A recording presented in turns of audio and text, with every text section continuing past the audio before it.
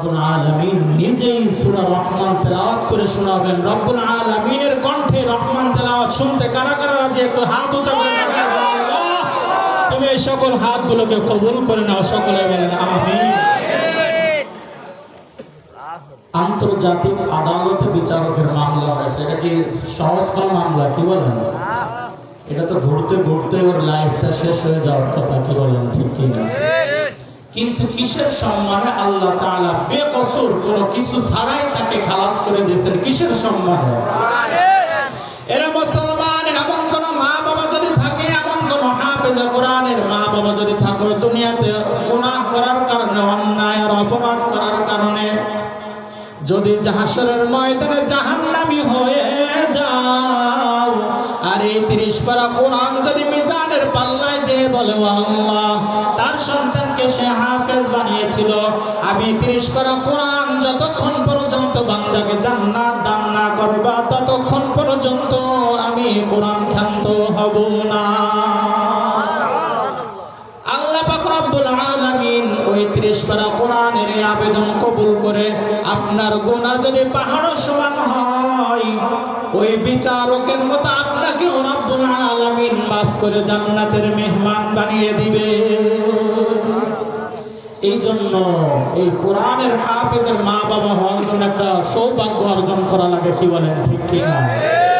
আগে সন্তানকে ভালো বানাতে হবে, কারণ মা বাবা ভালো না খারাপ সন্তানের দ্বারা পরিচয় পাওয়া যায়, কি বলেন? ঠিক কিনা? উস্তাদ ভালো না খারাপ সন্তানের দ্বারা পরিচয় পাওয়া যায়, গাছ ভালো না খারাপ ফলের দ্বারা পরিচয় পাওয়া যায়, সরকার ভালো না খারাপ জনগণের দ্বারা পরিচয় পাওয়া যায়। আওয়াজ দিয়ে বলেন ঠিক কিনা? এই জন্য হাশরের ময়দানে যদি পরিত্রাণ পেতে চায়, জান্নাত যদি পেতে হয়, সন্তানকে কোরআনের শিক্ষায় শিক্ষিত করেন। মায়ার নবী বলেন, একটা সন্তান যদি মা বাবার কবরের পাশে দাঁড়ায় চোখের পানি ছেড়ে দেয়, ওই চোখের পানি জমিনে পড়ার পূর্বে মা বাবার কবরের আযাব মাফ করে দেন। কে? আওয়াজ দিতে হবে। এরে মুসলমান, পয়গম্বর ঈসা আলাইহিস সালাতু ওয়াস সালামের জামানায় পয়গম্বর ঈসা দেখছে একটা কবরের মধ্যে আযাব হয়। আবার ওনার কাজ শেষে যখন ফিরছেন, আসার সময় দেখেন কবরের আযাব বন্ধ হয়ে গেছে। জোরে বলেন আল্লাহু আকবার। যাওয়ার সময় দেখছেন কবরে আযাব হয়, কিন্তু আসার সময় দেখেন কবরে আযাব বন্ধ হয়ে গেছে। পয়গম্বর ঈসা চিন্তায় পড়ে গেলেন, কি ব্যাপার? একটু আগে দেখলাম জাহান্নামের আগুন ধাউ ধাউ করে জ্বলছে, আর এখন দেখি কবরে আযাব বন্ধ হয়ে গেছে, কারণ কি? আল্লাহর পয়গম্বর হযরত ঈসা সিজদায় পড়ে গেছে, দয়ার মালিক তোমার কুদরত আমি কিছুই বুঝতে পারলাম না।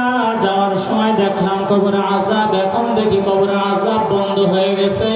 আল্লাহ পাক রব্বুল আলামিন জিবরিল ফেরেশতাকে পাঠিয়ে দিলেন, ও জিবরিল ফেরেশতা যাও আমার পয়গম্বরকে খবর দিয়ে আসো যে তার সে যখন পৃথিবী থেকে বিদায় নিয়েছে ওই সময় তার স্ত্রী ছিল গর্ভবতী, স্ত্রীর পেটে একটা সন্তান ছিল।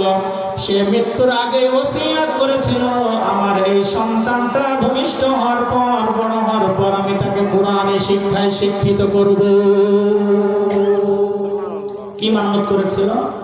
যে এই সন্তান যখন বড় হবে আমি তাকে কোরআনের হাফেজ বানাবো, মাদ্রাসায় দিব।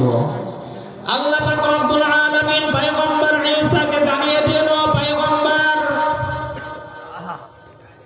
এই সন্তান বড় হওয়ার পর যখন 4-5 বছর বয়স হয়েছে, স্বামীর ওসিয়ত অনুযায়ী প্রিয়তমা স্ত্রী যখন মাদ্রাসায় নিয়ে উস্তাদের হাতে যখন সন্তানটা দিয়েছে, এই প্রথম যাওয়ার পর উস্তাদ যখন সন্তানের জবান দিয়ে আউযু বিল্লাহ এবং বিসমিল্লাহ বের করার পর, সন্তান ছোট বাচ্চা বলতে পারে না, কয়েকবার বলার পর যখন সন্তানের জবান দিয়ে বের হয়েছে আলিফ বা তা সা জিম হা খা, এই সন্তানগুলো যখন উস্তাদ সন্তানের জবান দিয়ে বের করে দিয়েছে, সঙ্গে সঙ্গে বাবার কবর জান্নাতের বাগান বানিয়ে দিয়েছেন। কে? আওয়াজ দিতে হবে।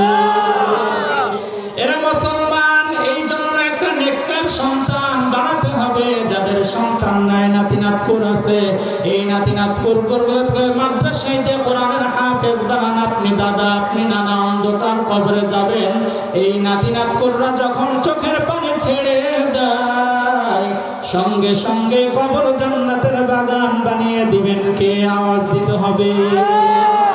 ও পর্দার অন্তরালের মা বোনেরা, যারা মাইকের আওয়াজ শুনছেন, ও মা, একটা সন্তান এই মার্কাজুল মাহমুদ মাদ্রাসায় দেন, কোরআনের হাফেজ বানান, দ্বীনি শিক্ষায় শিক্ষিত করেন। কারণ একটা সন্তান যখন কোরআনী শিক্ষায় শিক্ষিত হবে, ওই সন্তান কোনোদিন বাবার গলায় ছুরি ধরবে না। কি বলেন, ঠিক কিনা?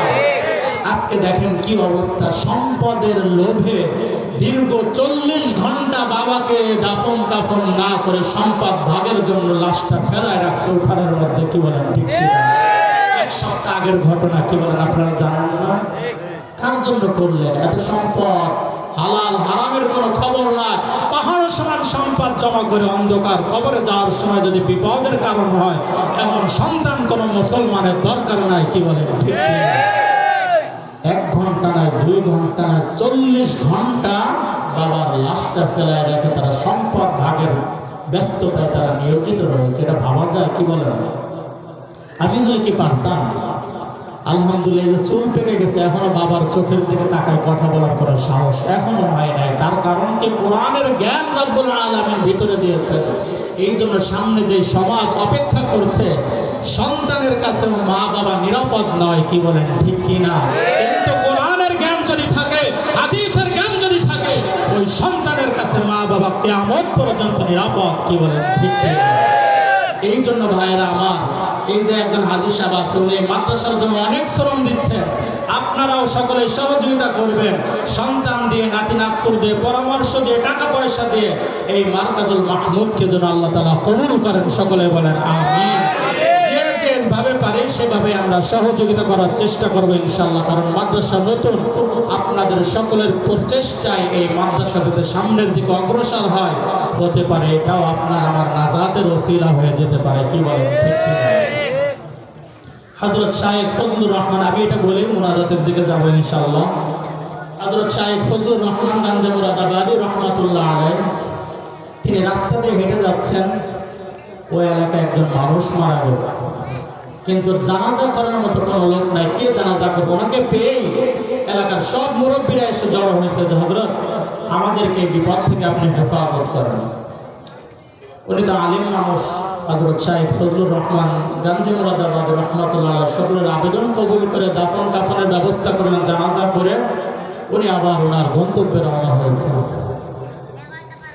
কাজ শেষ করে হযরত শাইখ ফজলুর রহমান গাঞ্জে মুরাদাবাদী রহমাতুল্লাহ আলাইহি যখন আবার আসতেছেন, আসার সময় আবার এলাকার লোকজন ওনার কাছে যে জড়ো হয়েছে যে হযরত, আপনি যখন মাটি দিয়েছেন, আমিও এই মাটির কাজে অংশ গ্রহণ করেছিলাম, কিন্তু আগামীকাল আমার চাকরিতে জয়েন করতে হবে, আমার অ্যাপয়েন্টমেন্ট লেটারটা আমার পকেটে ছিল কিন্তু সেটা পড়ে গিয়েছে। এখন আপনি যেভাবে হোক কবরের মাটি সরাই ওটা একটু বের করার ব্যবস্থা করতে হবে, না হয় আমার লাইফ শেষ। কারণ অ্যাপয়েন্টমেন্ট লেটার না পেলে চাকরিতে অংশগ্রহণ করার কোনো সুযোগ নাই। কি বলেন, ঠিক কি না?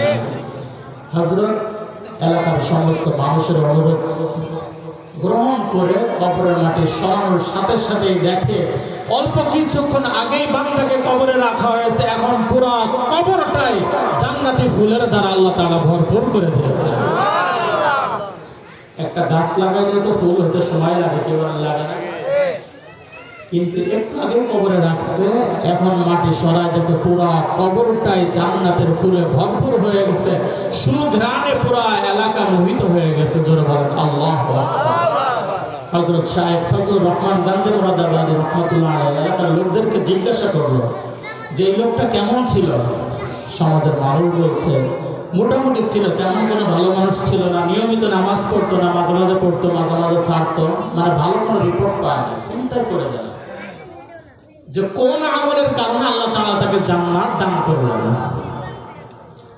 শেষ পর্যন্ত এলাকার মানুষের কাছে রিপোর্ট না পেয়ে সরাসরি ওনার প্রিয়তমা স্ত্রীর ঘরে রওনা হয়েছে।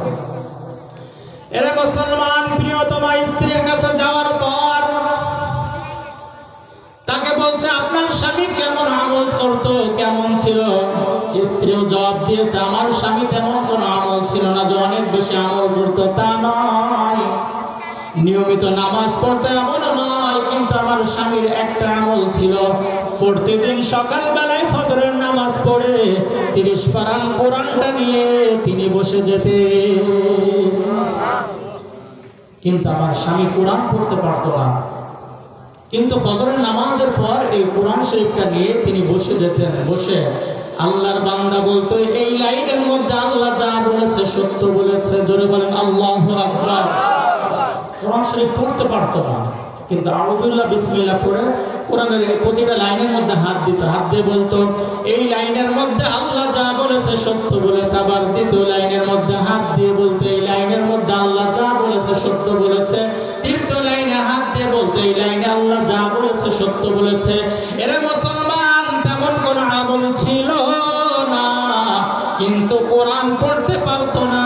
কিন্তু কোরআন যে আসমানি গ্রন্থ, ঐশী কিতাব, এই বিশ্বাস 100% থাকার কারণে হযরত শায়েখ ফজলুর রহমান গঞ্জে মুরাদাবাদী রাহমাতুল্লাহ আলাইহি বলেন, কোরআন পড়তে পারতো না, কিন্তু বিশ্বাস থাকার কারণে রব্বুল আলামিন মৃত্যুর পরে 30 পারা কোরআনের সম্মানে কবরটা জান্নাতের বাগান বানিয়ে দিয়েছে।